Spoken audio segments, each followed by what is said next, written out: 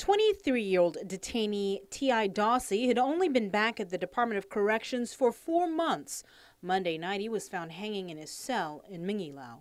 The defendant still had a pulse when he left our facility, and he was immediately transported to the U.S. Naval Hospital, where he unfortunately was later pronounced dead.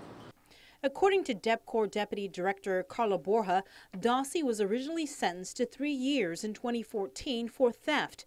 After serving 6 months, he was released on probation. As a result of an aggravated assault case, he returned to DOC in February. He was in Post 5. He was housed in a single cell post. He was pending a reclassification for his security level based on his parole violation and him having to come back and serve the 2 years of imprisonment. DepCorps' Internal Affairs Division was activated Monday night. A part of their investigation includes whether there were any previous attempts or indicators that Dasi was suicidal.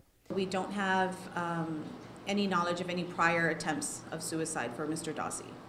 The incident follows a visit this week by the Bureau of Prisons and the U.S. Marshals Service, who are touring DepCorps facilities to evaluate the conditions and treatment of federal detainees and inmates under DepCorps custody.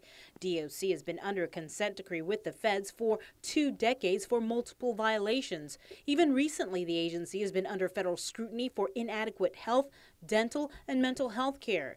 KUAM has confirmed that DepCorps' limited-term contract with a clinical psychologist recently expired.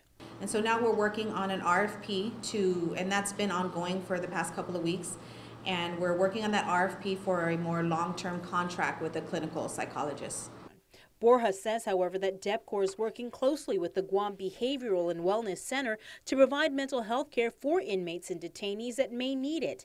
The agency also recently created a behavioral health housing unit designated as Post 2. So if anyone experiences any behavioral health issues, they are moved to Post 2 where they are closely monitored.